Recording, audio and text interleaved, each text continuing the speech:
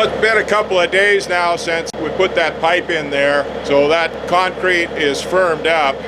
It's not cured yet, and because that pipe is so tall up there, has such a long arm on it, it's a good chance that if we tap that or anything like that, we'd crack that concrete. So we got to be careful with it. I came out and checked it yesterday, and it had firmed up, but I was being lazy yesterday. Being a lazy cull, like my dad used to say when I was a kid, and I didn't get out here and do anything. But it was pouring down rain yesterday most of the day. It wasn't really fit to work outside, and I didn't really feel like it. I kind of did quite a bit on Tuesday putting that in there and stuff, and my ankle was really hurting. My wife thinks I might have sprained my ankle climbing down up on that equipment and stuff, but I think it's just a kickback to old injuries from back in the days as a kid when I was playing as a Western hero, jumping off of buildings, or an Army paratrooper, or it might have been from being a trainman for 10 years and getting on and off railroad trains at anywhere from 5 to 25 miles an hour. And all that coming back to haunt me now that I'm older.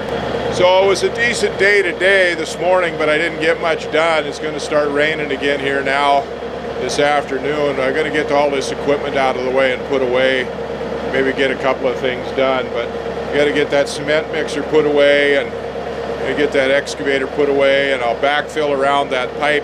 Forecast is for it to be fairly decent for a couple of days, then we got snow in the future here, so we started to getting ready for snow. I've got that boom on the Bobcat. I took the pin out of the lock on it because I was going to have it up high like that, and I didn't want it coming down on me working underneath it, but I also left that up there to use for a brace for that pipe to hold it plumb. So we've got to get it out of there, raise that up a little bit, and put the pin back in it, and get that lock back out of the way. I need to get a towel to wipe the seats off and stuff. I'm going to get my butt wet.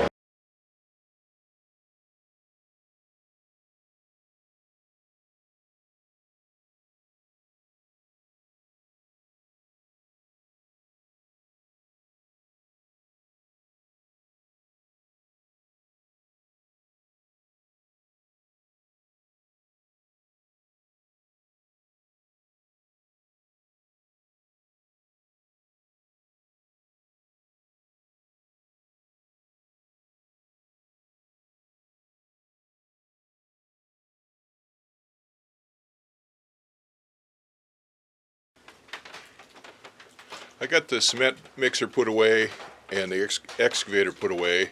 I took the excavator and straightened up the rock there a little bit and backfilled around that piling a little bit more. So the concrete is all covered up now and it's protected in case it freezes hard again.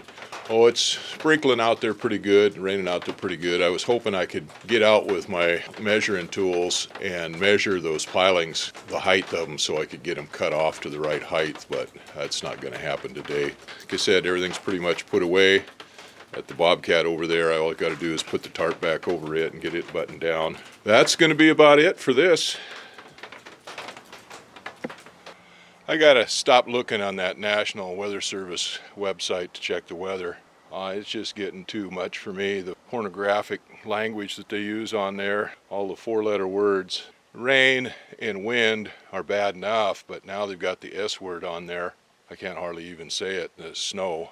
Been working on this extension onto the house a little bit here. We put that other piling in a couple days ago, and it's had a chance for the concrete to set up on that now.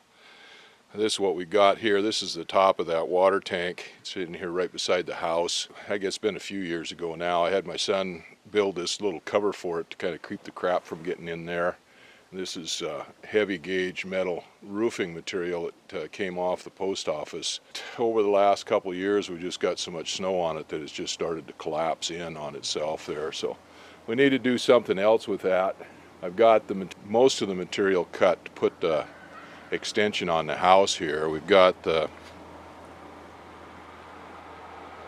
3 extra SIP panels there, and they'll make 2 walls. And I've got a timber cut to go for beam here on the outer edge of this. It'll go from these pilings here. There's 2 pilings right there, and then we put in that 3rd tall piling there the other day.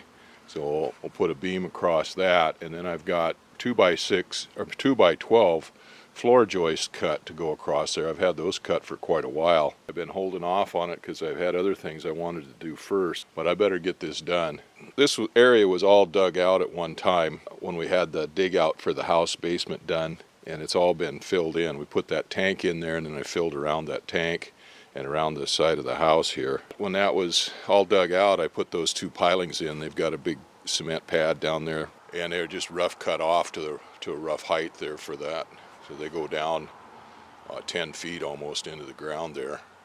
So I'm gonna mark those pilings off to cut them off, and then weld pads on there, or brackets on there, to hold that timber.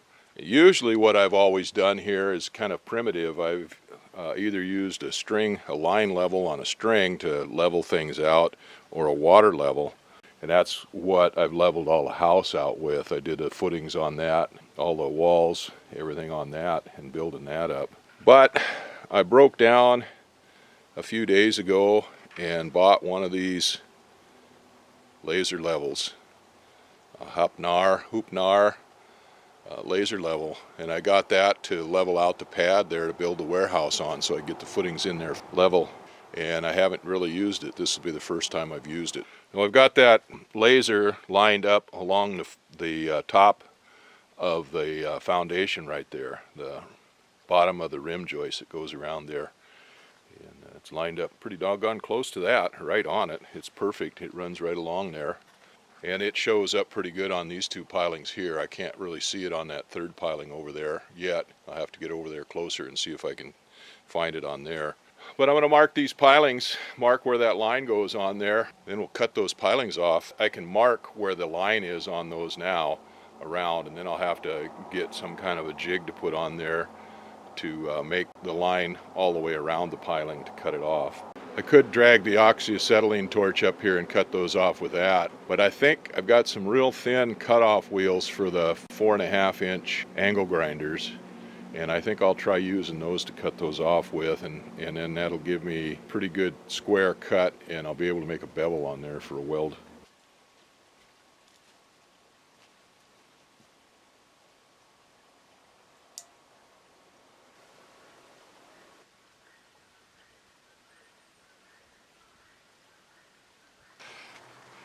I went and got a soapstone, used it to run on that line, and the good thing about that is that brightened that line up, so it showed up really good, and the soapstone just followed the line, the white soapstone and the green laser line, and it showed up really bright there, really nice.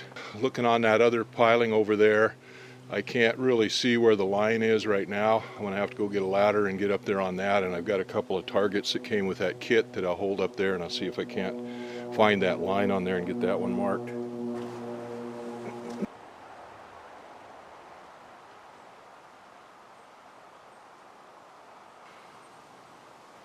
Well, I got it marked.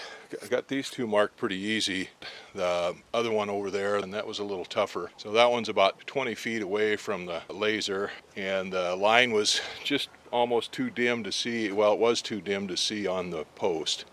But we've got these little targets here that came with the kit, this one and this one. And by putting those up there, I was able to see the line. Now this one really didn't do much good except to be able to see the line. It's got magnets on it, and I stuck it on the side of the piling and lined it up so this target was centered on it. And this one I could sit up against the piling, and it's triangular shape, so it fit it tight against it, and then I could see the line when it come across the green and when it got into the red, and then I just used that, made multiple marks around that post as much as I could see it. Anyway, I got that lined up. So these two are marked pretty good. That one's marked really pretty good too. Now what I'll do is I'll get some poster board and wrap around those, a square edge on the poster board, wrap around those to use to make a full circle, make the line all the way around them, and then I can cut those off to the right height. It's not bright today. It's high overcast. I guess it's fairly bright, but it's not a bright sunshiny day. That laser was working. I could see it across over here about 15 feet over onto the floor joist, or onto the wall of the building here, the top of the footing, top of the basement wall. I could see it there pretty good. And I could see it really good on those two short pilings, stub pilings there. I couldn't hardly see it on that other one, but I could use these targets on it. I've got a receiver. This kit comes with an electric receiver that you could use for bright days or outside in bright weather, where you can raise it up and down and center it on that, but I didn't try using that. I just used these little hand targets on it, and that worked okay. If it had been night, it probably showed up just fine. A bright sunshiny day wouldn't have worked very well without that electronic receiver target, but we got it done. That gives me those marks. I'm pretty happy with those. I could see that the line run perfectly along the edge of the basement wall here, along the edge of the rim joist there. It just ran perfect right along that line. I wasn't sure how much to trust it, but that looked pretty doggone good to me. That thing worked pretty good. I'm happy with that. Now I can put that away, and I probably won't use it again until we lay out the footings for the warehouse shed.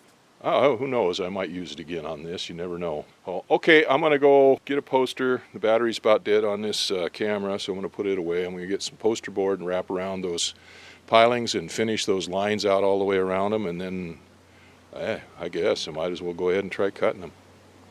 I got a bunch of pieces of poster board in the basement. I dug some of those out to use to try to go around there to make a square line. But I really didn't trust any of the poster boards that I got. All I had was a bunch of pieces, odds and ends, that I'd saved, that I'd used for templates when I was making parts for the airplane. Well, I did find a piece, a cover off of the tablet that the poster board came in, and I used it. I went around each one of these pilings and made a nice square line around them. I got my 4.5-inch grinder or 4-inch grinder, whichever one it is, and I got some real thin cutoff blades. Well, I'm using those to follow those lines around. I got the first piling cut off. This is the one on the far right there. That one's cut off. That's a nice square cut.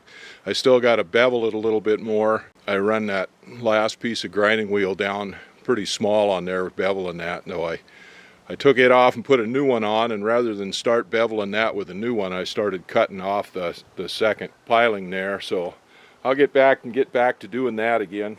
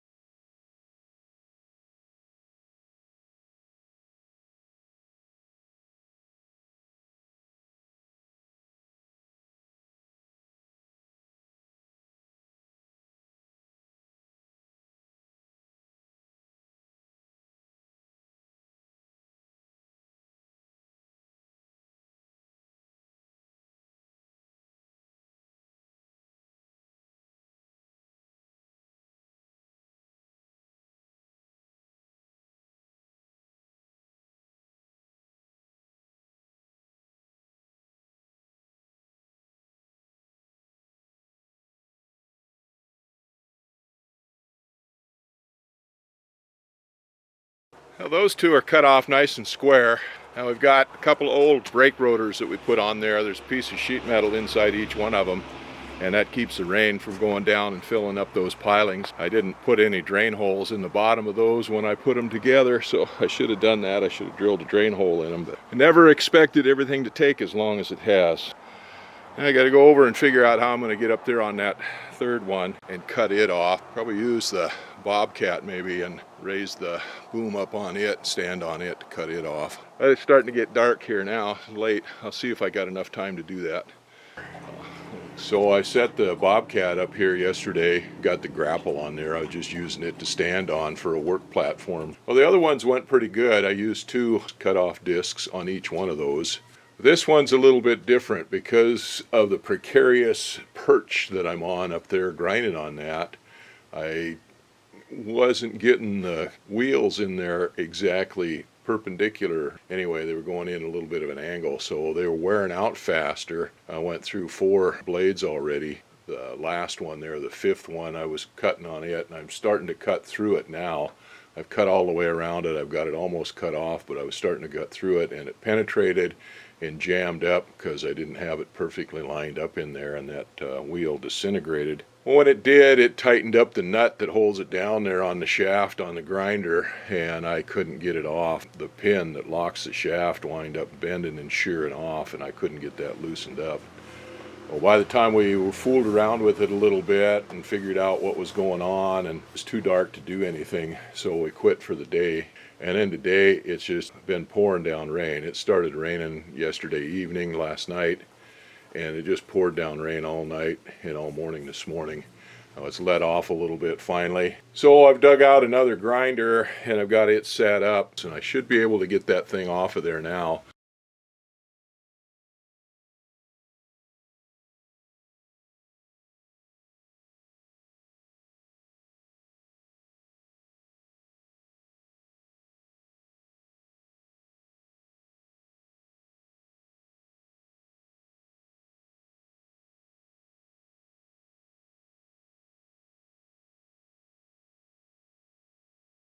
Decided I was too old and fat and clumsy to be climbing up and down on that machine itself to clamber up there, so I put the step ladder up against it and climbed up on that. Still old and fat and clumsy and awkward getting up and down there, but that was better than trying to climb on that machine, in the cab of that machine, to clamber over there. Well, I got that cut off. It's not near as pretty a cut as the other ones were, but it's adequate. Absolutely, it'll be fine. It's actually pretty good. Well, now I got to get something to stick on top of there. I'll get the bucket here and put on top there to keep the rain from going down in that and filling that pipe up. Go ahead and dig out some angle iron and get it all ready, prepped up to use to put on there for pads for that timber to fit on. I got 3 pieces cut off of that angle, and then I've taken the grinder and smoothed them all down and tried to get all the paint off them and stuff. There's some kind of paint on those things. It's just nasty. I mean, it's a good paint, but I can't hardly grind it off. I've tried it with the grinder and 80 grit sanding pads on the angle grinder, and I couldn't get it to come off. So finally got the oxyacetylene torch out, and I just heated that stuff up and burned it, and hopefully that burns that paint enough that I can get it to come off. But it's dark out here now, so I'm going to have to quit here for the day, for the evening.